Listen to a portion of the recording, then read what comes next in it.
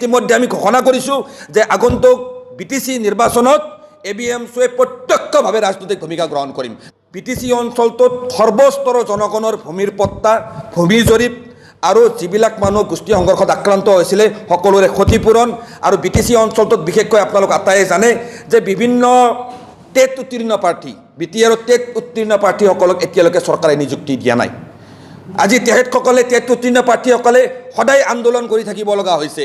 TET উত্তীৰ্ণ প্ৰাৰ্থীসকলক নিযুক্তি দি বিটিসিৰ প্ৰত্যেকখন প্ৰাথমিক বিদ্যালয়ত ছাত্ৰ ছাত্ৰী অনুপাতে শিক্ষক নিযুক্তিৰ ব্যৱস্থা বিটিআৰ চুক্তিৰ 6.3 দফা অনুসৰি এই বিটিআৰ অঞ্চলটোত অসমীয়া মাধ্যমেই হওক বা বড়ো মাধ্যমেই হওক প্ৰতিটো মাধ্যমৰ অপ্ৰাদেশিকৃত বিদ্যালয়সমূহ প্ৰাদেশিকৰণ, এবিএমছৰ প্ৰয়াত সভাপতি ছৈয়দ লাফিকুল ইছলাম আহমেদৰ হত্যাকাণ্ডৰ ন্যায় তথা বিভিন্ন ধৰণৰ সামাজিক ৰাজনৈতিক অধিকাৰ বিচাৰি অহা 25 ছেপ্টেম্বৰৰ পৰা এবিএমছুৱে কেন্দ্ৰীয়ভাৱে বিটিসিৰ হিমুৰ ওদালগুৰিৰ পৰা এক বিশাল পদযাত্ৰা কাৰ্যসূচী আমি গ্ৰহণ কৰিবলৈ আজিৰ এবিএমছৰ বৰ্ধিত কাৰ্যনিৰ্বাহক সভাত আমি সিদ্ধান্ত গ্ৰহণ কৰিছোঁ।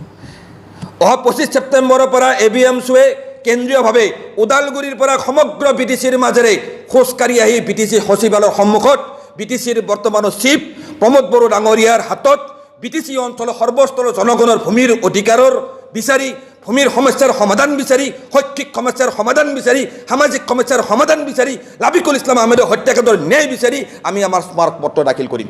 আমি স্পষ্টকৈ ক'ব বিচাৰিছোঁ যে বৰ্তমানৰ চৰকাৰখনে ৰাজনৈতিকভাৱে আমাৰ সমস্যাসমূহ সৃষ্টি কৰি ৰাখিছে। ৰাজনৈতিকভাৱে আমাৰ সমস্যাসমূহ তেখেতসকলে গাপ দিব বিচাৰিছে। আমাৰ সমস্যাসমূহ ৰাজনৈতিক উদ্দেশ্য প্ৰণোদিতভাৱে তেখেতসকলে সমাধান কৰিব বিচৰা নাই। সেয়ে ইতিমধ্যে আমি ঘোষণা কৰিছোঁ যে আগন্তুক বিটিসি নিৰ্বাচনত এবিএমছুৱে প্ৰত্যক্ষভাৱে ৰাজনৈতিক ভূমিকা গ্ৰহণ কৰিম।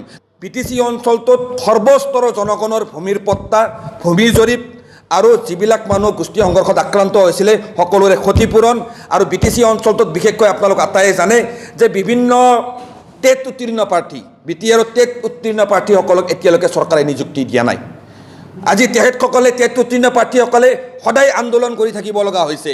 টেট উত্তীৰ্ণ প্ৰাৰ্থীসকলক নিযুক্তি দি বিটিসিৰ প্ৰত্যেকখন প্ৰাথমিক বিদ্যালয়ত ছাত্ৰ ছাত্ৰী অনুপাতে শিক্ষক নিযুক্তিৰ ব্যৱস্থা বিটিআৰ চুক্তিৰ 6.3 দফা অনুসৰি এই বিটিআৰ অঞ্চলটোত অসমীয়া মাধ্যমেই হওক বা বড়ো মাধ্যমেই হওক প্ৰতিটো মাধ্যমৰ অপ্ৰাদেশিকৃত বিদ্যালয়সমূহ প্ৰাদেশিকৰণ, এবিএমছৰ প্ৰয়াত সভাপতি ছৈয়দ লাফিকুল ইছলাম আহমেদৰ হত্যাকাণ্ডৰ ন্যায় তথা বিভিন্ন ধৰণৰ সামাজিক ৰাজনৈতিক অধিকাৰ বিচাৰি অহা 25 ছেপ্টেম্বৰৰ পৰা এবিএমছুৱে কেন্দ্ৰীয়ভাৱে বিটিসিৰ হিমুৰ ওদালগুৰিৰ পৰা এক বিশাল পদযাত্ৰা কাৰ্যসূচী আমি গ্ৰহণ কৰিবলৈ আজিৰ এবিএমছৰ বৰ্ধিত কাৰ্যনিৰ্বাহক সভাত আমি সিদ্ধান্ত গ্ৰহণ কৰিছোঁ।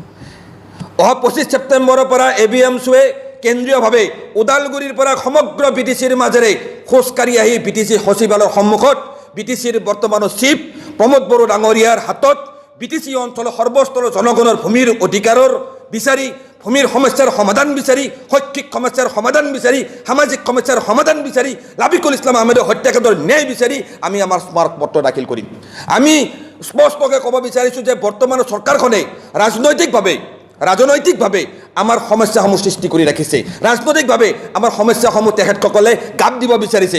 আমাৰ সমস্যাসমূহ ৰাজনৈতিক উদ্দেশ্য প্ৰণোদিতভাৱে তেখেতসকলে সমাধান কৰিব বিচৰা নাই। সেয়ে ইতিমধ্যে আমি ঘোষণা কৰিছোঁ যে আগন্তুক বিটিসি নিৰ্বাচনত এবিএমছুৱে প্ৰত্যক্ষভাৱে ৰাজনৈতিক ভূমিকা গ্ৰহণ কৰিম।